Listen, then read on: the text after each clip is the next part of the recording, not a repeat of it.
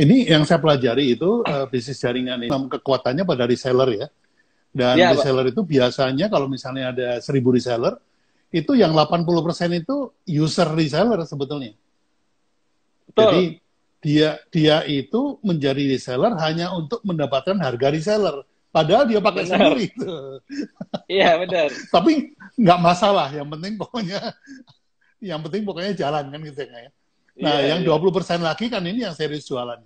Jadi Betul. bagaimana memotivasi teman-teman yang user reseller itu, yang 80% itu untuk aktif menjadi reseller.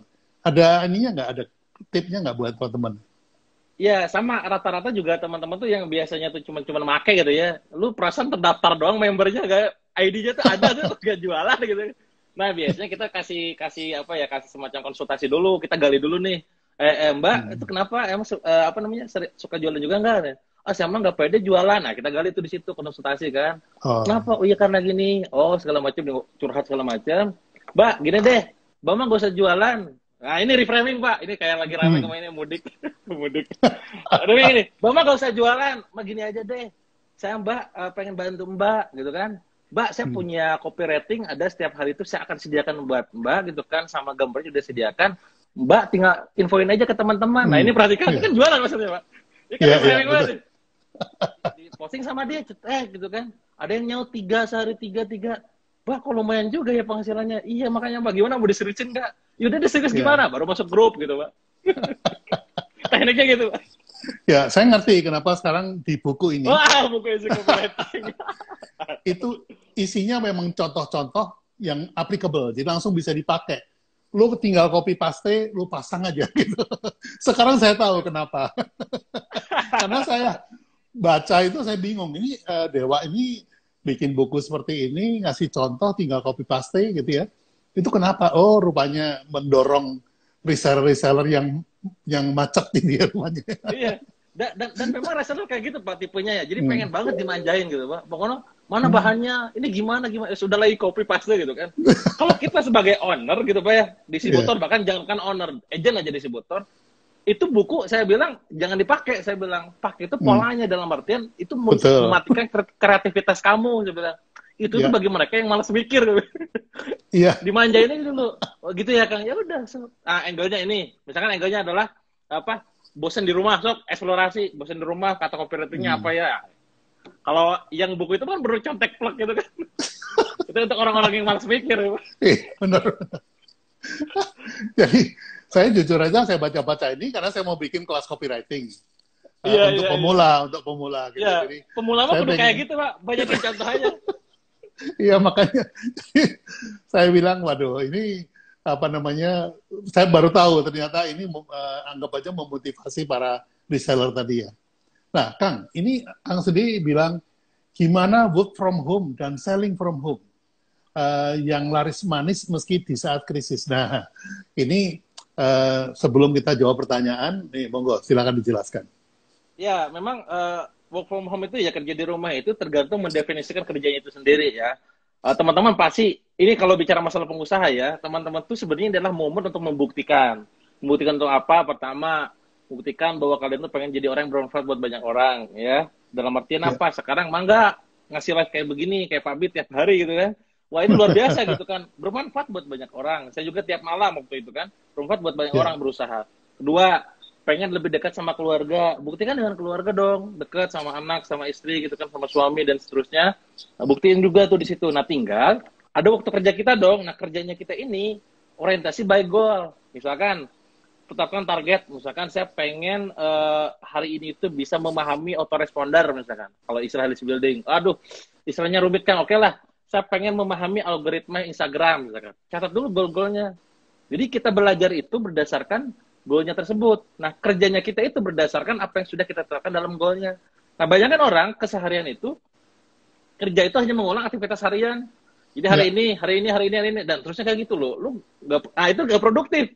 Makanya saya bilang, bedanya sibuk sama produktif itu, sibuk tuh hanya mengulangi aktivitas harian. Kalau ya, produktif itu, everyday by goal gitu. Oh, goal gue ini, goal gue ini, goal gue ini. Jadi, poinnya, untuk work from home, teman-teman pastikan itu produktif, bukan sibuk gitu kan. Nah, caranya ya, gimana? Orientasi by goal, bukan cuma sekedar activity. Ya, misalkan ini besok apalagi Ramadan ya. Hmm. Teman-teman mulai nih, misalkan aktivitas hariannya itu, saya pengen target ada odoj, misalkan hafalan dan segala macam. Bicara masalah waktunya itu bisa dibuat fleksibel. Karena ya seringkali kita tuh melihat kondisi misalkan ada tamu lah, atau misalkan anak kita lagi nangis segala macam. Kalau dia tetapkan jam sekian, itu cenderungannya nanti malah nggak ngelakuin gitu. Misalkan target jam 5 pagi sampai jam 6, misalkan membaca Quran misalkan. Tiba-tiba anak nangis, terus kita harus nemenin gitu kan misalkan. Ya. Kalau selama sejam nangisnya, berarti kan kita nggak baca Quran. Nah, maka kalau saran saya, tulis activity-nya, goal-nya, activity-nya kapanpun. Walaupun bisa jadi awalnya ada patokan. Misalkan, rata-rata kalau malamnya sekian, gue ngapain gitu. Itu contohnya kalau yang saya lakukan. Nah, kalau bicara masalah selling from home gitu kan, nah ini memang teman-teman memanfaatkan kanal digital, mau gak mau gitu kan. Lebih aware sama digital. Berarti kan lewat handphone, lewat laptop gitu kan. Nah, tentunya yang namanya selling kan sebenarnya nggak harus produk sendiri. Bisa produk orang lain. Nah, produknya ini pastikan memang teman-teman itu lagi rame nih sekarang nih, supaya ikut arus nih ramenya gitu. Ya, produknya lagi lagi hot gitu kan. Terus marketnya teman-teman bisa ada di sekitar Anda kalau yang sekarang ya. Yang ketiga, offernya, penawarannya pastikan support total sama si perusahaannya. Jadi, ibaratnya kita sekarang kayak lagi rame kemarin ya, prakerja itu kan. Kalau kita kasih pelatihan gitu kan, jujur Pak, kalau saya sendiri saya belajar branding aja berapa kali gitu kan, ibaratnya ngulang modul Pak Abi dan segala macam, nggak beres 1 hari gitu ya. Artinya apa? Waktunya lama. Jadi yang sekarang mah kalau lagi krisis nih ya, hilangkan gengsi gitu ya. Pokoknya mah yang ngasilin duit hajar bleh gitu ya. Halal, legal, hajar ya. Pokoknya mah hajar, dapat duit ya gitu. Gitu Pak. Jadi sellingnya lebih ke survive ya, yang penting survive dulu. Ya, survive dulu. Betul. Nah, ini sambil nunggu pertanyaan dari teman-teman, saya mau tanya satu hal nih. Bagaimana Kang Dewa bagi waktu bikin konten untuk YouTube, bikin konten untuk Instagram, bikin konten dan juga semua Pak, menjalankan perusahaan. Itu saya jujur aja nih, saya mau bikin channel YouTube, itu bikin kontennya itu pusing. Sampai akhirnya dikasih tahu sama salah satu staff saya, loh Pak Bi, live IG itu kan konten. Itu aja Pak Bi masukkan ke YouTube. Bapak di-save nggak ini? Ini di-save nggak? Ini saya save. Terus saya edit ini betul diedit, nanti di-upload aja. Kayak kode ini kalau nggak salah gitu ya, kalau nggak salah di YouTube dimasukin. Bisa jadi konten ini kayak gini nih. Nah, kalau saya Pak, kalau saya punya standar Pak, misalkan di YouTube tuh ya, YouTube tuh kan saya punya tim YouTube 2 orang untuk editing sama videografinya. Saya bilang target sebulan itu 12 konten yang upload, berarti kalau seminggu itu cuma 3 ya. 3 yang penting konsisten, karena algoritma YouTube membutuhkan konsistensi, tidak hanya sekedar rame terus hilang gitu. Jadi Senin, Rabu, Jumat ngupload. Oke. Nah, konten saya dulu sebelum ini adalah bedah bisnis, saya keliling-keliling ke mall kemana, cuman kondisi COVID gak memungkinkan keluar. Mikir lagi gimana caranya supaya bisa dapat konten. Oke, akhirnya bikin tim bisnis. Saya pakai Flipchart di rumah, saya ngomong, gitu kan. Nah, karena 12, sebenarnya apa itu 12 konten? 3 jam shoot itu udah beres Pak. 3 jam syuting gini, ngobrol udah tabungan konten. Nah, akhirnya saya sama mereka di syuting 12 kontainer gitu kan, ibaratnya diedit sama editor gitu kan. Udah saya kerja cuma 1 hari doang, berarti cuma 3 jam itu tadi. Itu Pak kalau konten YouTube ya. Jadi sebenarnya hanya butuh waktu 2 jam 3 jam untuk 1 bulan gitu. Kalau saya gitu untuk YouTube. Nah, biasanya paling optimasinya Pak kalau saya ngupload, misalkan kata kunci, copywriting dan segala macam itu yang saya bantu dikit. Itu kalau YouTube. Kalau Instagram, saya biasanya sekarang lagi ngejar naikin engagement, biasanya sehari 3 gitu kan. Pagi, siang, malam. Nah, dibuatnya pun pakai creator business. Jadi teman-teman yang pakai Instagram itu kita schedule, bisa di schedule aja. Termasuk story bisa di schedule. Nah, itu dibikin. Itu juga sama. Buat di HP gitu kan. Ide banyak nih. Save di note gitu kan. Bikin. Terus alhamdulillah saya ada tim, bro, tolong buatin carousel. Ini kontennya nih, 8, udah save, beres. Jadi pas hari hanya tinggal posting gitu aja. Itu Instagram. Kalau Facebook sekarang saya lagi jarang sharing, rata-rata paling cuma engagement aja. Terus kalau untuk kayak semacam bisnisnya, itu di waktu hariannya Pak, karena saya udah janji sama istri nih, Bun, bangun tidur sampai jam 7 pagi, saya izin gak ngapa-ngapain dulu, saya di atas gitu kan. Saya biasanya udah ngaji segala macam tuh, saya buka laptop, nah di sana saya koordinasi, makanya apa ya istilahnya tuh saya ngevaluasi tim itu rata-rata pagi-pagi, Pak. Setelah ngaji dan segala macam di situ. Orang-orang kan kalau tim itu kan asem masih pagi-pagi udah kayak gini gitu. Udah kita semprot. Ya gimana lagi? Ini jadwal saya pagi saya bisa ngevaluasi tim. Udah pagi biasa main sama anak, siang olahraga. Nah pas udah ke sore mau tidur, saya biasa buka laptop lagi untuk evaluasi lagi. Itu ranah evaluasi bisnisnya. Alhamdulillahnya punya tim sih Pak. Jadi kalau nggak ada tim tuh, wah itu berat Pak kalau ngelakuin semuanya. Betul. Gitu, Pak. Meskipun pengalaman saya dulu punya tim 200 orang juga, itu tetap yang gear up adalah kita. Yang menjadi motor itu memang kita. Betul. Ngasih ide, ngasih ini, ngasih solusi itu memang tetap kita. Nggak bisa diserahin ke mereka untuk ngasih solusi. Itu omong kosong lah kalau kita bilang bahwa autopilot itu omong kosong lah menurut saya. Iya, betul. Ya, yang diserahkan ke tim cuma teknisnya doang aja Pak, jangan disuruh mikir Pak, nggak bisa Pak. Kontrol tetap tangan kita. Itu jadi. Benar. Jadi dulu pembagian waktu saya waktu zaman aktif dulu ya, sekarang kan udah pensiun. Itu pagi jam 9 sampai jam 12 itu urusan internal. Rapat sama 6 tim, semua dihajar tuh di ruang, semuanya masuk ruang tim, ruang rapat. Saya gilir satu persatu. Nah, udah gitu siang, itu waktunya ketemu klien. Sampai jam 5 sore. Karena kliennya banyak, jadi digilir nih. Senin siapa, Rebu siapa. Apel. Nah, malam baru kerja kreatif memang. Jadi, sampai sekarang, kalau saya kerja, itu kreativitasnya ini keluarnya malam. Karena udah jadi ritual, ya. Jadi ritual. Jadi malam sama sih, Pak, sama. Produktif sekali, karena tenang gitu ya. Jadi, nah ini mungkin juga inspirasi buat teman-teman. Nah, sekarang waktunya jawab pertanyaan. Kalau ada nih, Kang, ya. Karena ini kelihatannya mereka cuman ngasih emot ini semua, emot love semua, nggak ada yang nanya. Di atas. Nah, kalau nggak ada yang nanya, ya di atas tadi. Ini ada dapur Mbak Pit. Oh, mantap. Para dewa saling sharing lo. Ini cuman saling sharing. Iya, di atas tadi banyak pertanyaan. Lagi kondisi halal legal. Lebih baik jual ayam frozen atau ayam sudah terbentuk masakan. Nah, dari Taufik Arman, mungkin Kang Dewa bisa ngejawab sambil saya nyari pertanyaan yang lain. Ya, dua-duanya bisa, Mas. Jadi kalau misalkan kondisi kayak gini memang itu orang-orang itu kan ibaratnya nggak bisa keluar ya, karena perubahan behavior tadi kan. Bukan nggak bisa, memang kondisinya memang di rumah. Nah, monggo dijual. Kayak saya kemarin ngobrol sama satu hari contoh. Tengkleng Hoha itu kan pasarnya itu adalah orang-orang yang datang ke Yogyakarta yang buat makan di sana, seru-seruan gitu kan. Atau kalaupun iya, itu dibawa untuk besoknya dimakan. Nah, setelah ngobrol saya bilang, bro, lu bikin kayak semacam di frozen kan dan segala macam, diulik-ulik, aduh gak bisa nih segala macam. Setelah riset berapa kali, akhirnya ketemu tuh. Akhirnya tadi siang makanya saya bikin IG story, wah ini kelinci percobaan gue, saya bilang. Itu bisa, jadi bisa frozennya, bisa memang udah jadinya bebas. Intinya adalah secara quality product itu masuk gitu. Karena kan sebenarnya pada saat kondisi kayak gini kan Pak, sebenarnya yang terjadi kendala itu adalah sebenarnya distribusinya kan, bukan promosinya kan.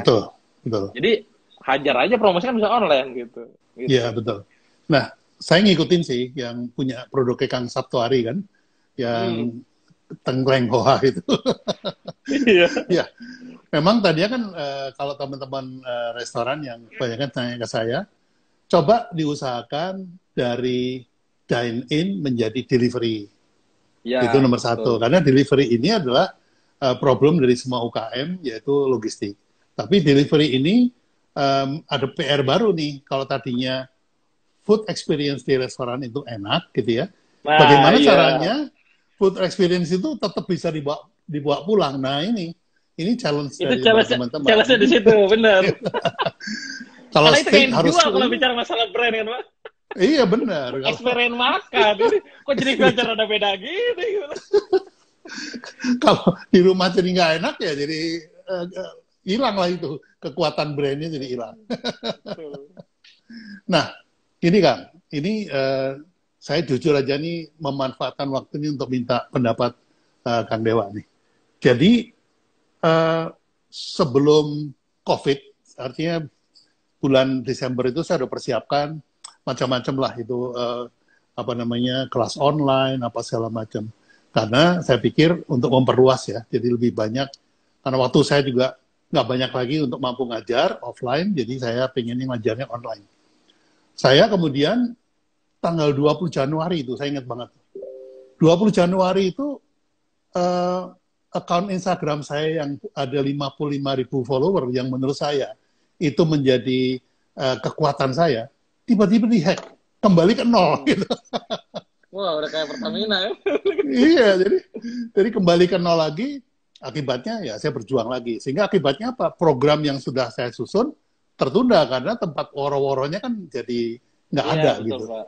Nah, ini saya perhatikan, saya ngikutin, saya jadi murid yang baik, murid di forum tidak resminya kan Dewa. Iya. Oh, ningkatin engagement gini. Oh, untuk ningkatin follower gini. Iya, kebaca polanya Pak ya. Membaca pola kita. Membaca pola. Nah, ada tips buat saya nggak untuk mempercepat ya kan cuma 2 itu ya. Kalau nggak follower ya engagement. Itu gimana menurut Kang Dewa? Sekarang kan Pak Abi berarti yang paling banyak tuh kalau sekarang di Telegram sama Instagram Pak ya. Instagram ini lagi naik lagi kan? Ya, Instagram. Ya. Instagram 15.000 ya. Nah, memang harus segera dilempar-lempar sih Pak. Dilempar-lempar ininya, trafficnya pakai media itu. Dan saya punya prinsip gini Pak. Setelah saya beberapa kali ngisi Extreme Funneling ya, ada sebuah sebuah catatan bagi saya pribadi. Oh ternyata akhirnya saya punya kesimpulan. Setiap market itu, setiap channel itu punya marketnya masing-masing. Kalau bahasa saya gampangnya gini, setiap planet itu punya aliennya masing-masing gitu, ya. Yang aktif di Instagram itu belum tentu aktif di Facebook. Yang aktif di Facebook belum tentu aktif di Instagram. Sama di YouTube juga belum tentu aktif di Facebook. Yang di Facebook belum tentu di YouTube gitu. Sama kayak Telegram, belum tentu aktif di WA loh Pak. Nah maka kalau saran saya, ini memang mesti ada orang yang memang ngurusin channel ini masing-masing. Kalau Pak Bi bisa nguasain semuanya, berarti pegang semuanya. Kalau enggak ya didelegasikan aja. Tapi kontennya dari Pak Bi sebagai pegangnya nih. Nah tinggal nanti dilempar-lempar, nanti kelihatan, oh ternyata dari follower existing saya itu, yang paling banyak itu adalah yang ini kelihatan Pak. Nah makanya kalau saya, kondisi sekarang ya, kondisi ngiklan tuh saya bahkan hampir jarang, kecuali memang untuk poin-poin akuisisi aja, ya udah rata-rata sales dari existing. Nah dengan cara apa? Gratisan aja udah. Oke di WA, saya ada WA itu total kontak 35.000 gitu kan. Sekali bikin story, view-nya sampai 15.000 WA itu. Terus di Instagram ada sekian, di Telegram ada 60.000 ya kalau di YouTube ada 180.000. Nah, jadi traffic cenderung lebih gampang, Pak. Nah, jadi kalau saran saya buat apa, mending tadi di channel Telegram yang sekarang ada total berapa? Saya cek 13.000. Mulai share misalkan ini WA-nya, nah share di WA, misalkan nanti ada konten lagi di WA yang beda dengan Telegram gitu kan. Walaupun kalau sama pun, Pak. Nah, kalau sama pun itu pasti ada market yang nikmatinya di planet itu gitu. Oh, gitu. Meskipun kontennya sama ya? Iya, karena kan tadi kan planetnya beda. Ya. Jadi yaudahlah, gue mau nonton Pak Bi dari Instagram aja. Yaudah apa? Tapi pas di Facebook, yaudah di Facebook untuk planet Facebook gitu kan. Alien Facebook nonton di sana gitu. Sama pada kontennya gitu. Kalau gitu biasa. Kalau istilah teman-teman bagi-bagi link ya. Bagi-bagi link ya, udah lempar kemana-mana lah gitu. Oke, ini ada pertanyaan lagi nih. Wah, dapur Mbak Pi. Terharu mendengar ajang sharing Mbak Pi dan Kang Dewa. Wah, sampai terharu nih, Kang. Terharu amat, murah. Nah, ini dari Amiral Kawaris Mil. Branding kok, Pak Pi itu mau gue. Cara bangun branding asuransi IG, tweet, FB, YouTube gimana Kang? Wah ini saya mesti belajar dari Kang Dewa ini kan di online. Tapi jangan saya. Tapi yang saya ingat dari Pak itu ya, bangun branding intinya kalau saya sebagai personal kan bangun personal branding, ya bangun atas dasar kompetensi. Jadi teman-teman apa ahlinya, apa sukanya, apa jagonya monggo di situ. Kedua bangun reputasi, ojo ngomong tok gitu loh, ya. Kalau memang ahli di bidang itu ya buktiin lu di situ. Ketiga, bangun prestasi. Dan jaga konsistensi. Plus terakhir, eksistensi paling. Jadi 5C ya. Kompetensi, reputasi, prestasi, eksistensi, kompetisi. Kompetisi apa? Konsistensi, eksistensi, kompetisi. Terakhir, legacy. Iya, legacy. Ya, jadi teman-teman pokoknya mah, itulah. Monggo nggak apa-apa lah, itu branding mah. Stamina Watona lah. Atau Kamu praktek aja, Pak. saya ngikutin, jujur aja Kang Dewa ini saya ikutin karena saya ini murid yang baik untuk offline istilahnya di luar informal ya, di luar formal. Jadi Kang Dewa bedah bisnis saya ikutin. Oh begini. Ketika ngebedah YouTube itu Starbucks itu saking saya kagumnya itu saya potong, saya edit, saya pasang lagi. Itu ilmu pahami banget kan? Iya banget. Gue udah kayak jelemaannya gitu Pak ya. Songong gitu ya. Saya ini Kang Dewa apa-apa ini sebenarnya. Tapi bagus kan? Artinya membuka pemahaman orang tentang brand itu nggak mudah. Sendiri juga saya nggak kuat lah. Gitu. Tapi ya memang harus dibikin sederhana ya. Kalau dibikin terlalu detail, teman-teman belum tentu bisa mampu ngikutin gitu. Iya, pengalaman Kang Dewa gimana nih? Kan banyak tuh yang ngasih pelajarannya detail gitu ya. Mungkin buat profesional oke gitu. Korporat oke. Tapi kalau buat UKM ini kan Kang Dewa pengalaman lah. Challenge-nya adalah untuk UKM, apalagi market saya kan rata-rata UKM, Pak. Memang harus membuat sesederhana mungkin gitu. Jadi kalau bahasa saya tuh orang-orang nggak harus menunjukkan kepintaran kita di hadapan mereka. Jadi harus dibuat sesederhana mungkin. Banyak contoh, banyak studi kasus gitu kan. Istilah aneh-aneh kecuali untuk mempertahankan istilah aslinya gitu kan. Itu mending disimpan dulu, gunain analogi gitu kan. Itu yang kayak gitu tuh. Makanya kalau di workshop itu ada checklist. Oh ini nanti pakai mind map. Ini nanti pakai studi kasus, ini by board game gitu, untuk mempermudah sih ujung-ujungnya ke sana arahnya memang. Iya. Jadi kalau istilahnya itu peserta ini mau lihat orang pinter atau mau jadi pinter gitu. Mau jadi pinter, mau lihat orang pinter atau mau jadi pinter. Benar. Iya, iya. Iya. Nah, ini ada karisma dari Makeup Solo. Misal kita punya dua usaha yang berbeda, wah ini jadi konsultasi ini jadi bukan pertanyaan. Iya, saya berencana buka coffee shop 2 bulan lalu, tapi karena wabah, ya akhirnya nggak jadi ya. Ya, yang kalau hal seperti itu nasib kita sama. Contohnya workshop saya juga berhenti sama sekali. Kemudian betul, Pak. bisnis konsultasi pun juga yang tadinya mereka mau mulai ditunda juga. Kontrak-kontrak yang sudah jalan untuk event dan segala macam ditunda juga. Jadi memang semuanya tuh sama gitu. Jadi sekarang ini waktunya kita saling menginspirasi apa sih yang bisa kita lakukan dari rumah. Nah, ini yang apa namanya? Kenapa juga saya ngundang Kang Dewa karena Kang Dewa ini bukan cuma sebulan 2 bulan, udah puluhan bulan di rumah. Aduh. Iya, dan satu lagi nih Kang. Saya itu berencana mau nulis buku. Tapi nggak jadi-jadi. Sementara kan Dewa kan nulis buku produktif banget nih. Sampai berapa puluh buku gitu. Itu caranya gimana Kang? Ajarin saya bingung.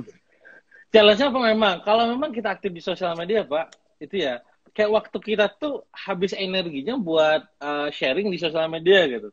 Termasuk mungkin gak sudah energi ya, mungkin bahan dan segala macam. Makanya biasa kalau ritual saya Pak, kalau pas giliran lagi nulis nih gitu ya, saya benar-benar ada ngilang di sosial media bentar, walaupun nggak ngilang banget ya. Kualitas sharing berkurang. Kan ada konten itu kan ada konten yang memang engage, ada konten yang memang valuable gitu kan. Yang ada value-nya itu biasanya saya turunin. Paling cuma nyapa. Menurut teman-teman ini gimana? Udah engage doang aja, komen-komen segala macam gitu kan. Nah, yang sifatnya tuh kayak daging gitu, Pak, tahan. Nah, tulis di buku. Daging simpen buat rawon. Simpen dulu gitu kan. Nah, teknisnya Pak, biasa tuh kita mah kan rata-rata baru nulis berapa kalimat udah tuh berhenti. Kalau saya layar tuh dipakai kertas HVS itu Pak, tempel di layar di laptop gitu kan. Wes gak lihat ketikan, udah gini aja. Gitu kan. Dan dibuat target sehari misalkan berapa jam disiplin untuk di situ. Biasanya saya nulis itu paling lama 2 minggu Pak, kalau saya nulis paling lama ya. Bahkan pernah 7 hari seminggu. Tapi tadi komitmen seharinya tuh yang kuat. Jadi saya bilang ke istri, Bun, Ayah lagi nulis gitu kan, pokoknya 7 hari ke depan izin misalkan dalam sehari itu 4 jam. Misalkan 1 jam sebelum tidur, 1 jam pada saat malam hari setelah tahajud, misalkan 2 jam pada saat siang. Jadi 4 jam sehari. Ini dan kondisi kayak gini, walaupun saya work from home gitu kan, please sterilisasi dalam artian tolong anak-anak segala macam kondisiin dulu gitu kan. Oh iya siap, ya udah. Nah itu udah benar. Nah termasuk sosmed dimatiin Pak. sosmed, ya, wifi itu matiin wifi, itu ngeganggu banget. Ya benar-benar gitu sejam tuh, wah, dan beres. Itu pengalaman sih. Ya, betul, betul, betul. Jadi, begitu work from home, nggak boleh ke kantor, justru saya punya waktu untuk melihatin apa yang tertunda. Jadi buku saya liatin lagi, ternyata malah jadi potensi untuk 2 buku di Kang akhirnya. Banyak Pak pasti Pak. Semakin kita ininya makin banyak peluang. Yang pertama itu tentang bisa bikin brand. Ya itu kan memang workshop saya gitu ya. Itu yang ditunggu-tunggu sama teman-teman. Yang kedua itu ternyata karya-karya saya itu cukup banyak, Kang. Jadi kalau saya hitung itu yang saya kumpulin aja itu ada 50 tagline yang saya bisa jadikan satu bab. Jadi satu bab 4 halaman aja udah 200 halaman itu kan. Nah, iya, Pak. Itu jelasin story behind itunya aja dah. Orang pada kepo, Pak. Nah, sekarang saya mau saran dari Kang Dewa nih. Apakah saya terbitin yang bisa bikin brand dulu, ataukah terbitin yang biarkan karya bicara? Nah, yang cerita di balik Indomie, cerita di balik Kopigo gitulah. Iya. Itu mana yang orang lebih kepo yang mana? Kalau urutannya itu sebenarnya tergantung Bapak pada saat bikin karyanya. Apakah itu harus menuntut kayak urutan gitu kan? Ini dulu baru ini gitu kan? Atau bebas? Kalau bebas ya manapun bebas Pak. Kalau saya gitu, kayak saya nih pada saat bikin gara-gara Facebook sama main Facebook ini kan sama-sama Facebook gitu kan. Tapi saya melihat ini harus gara-gara Facebook dulu karena banyak tentang konten, tribe segala macam. Baru nanti bermain di inspirasi dan lainnya. Akhirnya gara-gara Facebook ini Facebook. Jadi kalau saran saya bebas Pak, bebas mana aja. Tinggal di polling aja biasa engagement. Tanya. Siap. Oke. Saya akan nulis bukunya, tapi nanti Kang Dewa bantuin jualan. Oh siap. Karena saya nggak bisa jualan. Mainkan Pak. Siap. Baik. Ini pertanyaan, Kang Dewa mengelola IG sendiri. Tips manage konten agar konsisten bagaimana? Oke, IG saya sendiri. Kalau teman-teman IG pribadi saya itu saya sendiri. Walaupun saya megang 30 akun lebih Pak ya kalau IG itu.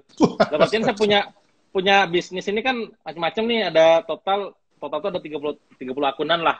Nah, saya pantau pakai tools namanya tuh IG Blade sama Flick.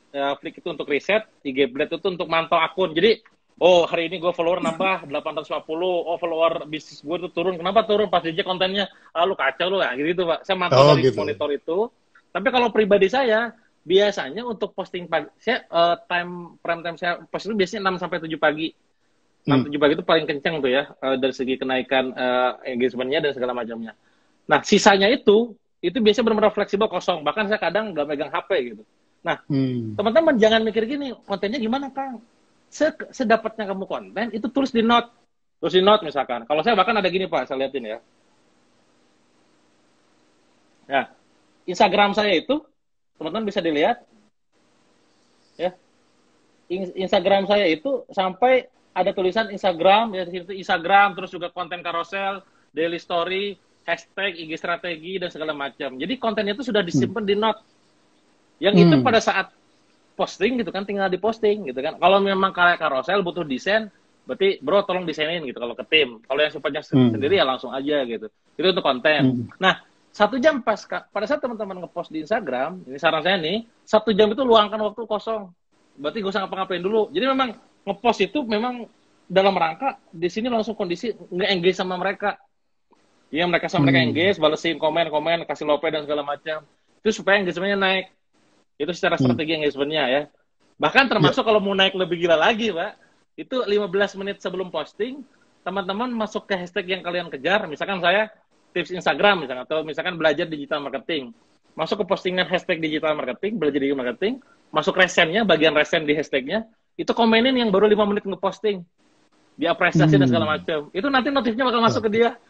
Dan dia bakal kecenderungan, balik ini nge-hack algoritma, Pak. Bagus gitu. Itu trik-triknya. Iya. Kayak gitulah kurang lebih. Ya, sip. Nanti kapan-kapan saya belajar khusus one-on-one sama Kang Dewa. Kang Dewa, ini pengennya sih masih mau ngobrol ya, tapi waktunya tinggal 2 menit lagi. Iya, maka silakan closing. Setelah itu 1 menit terakhir saya akan pamitan. Ya. Ya teman-teman semua, intinya adalah pada saat teman-teman sekarang work from home gitu kan, maka itu semua bisa jadi positif, bisa jadi negatif.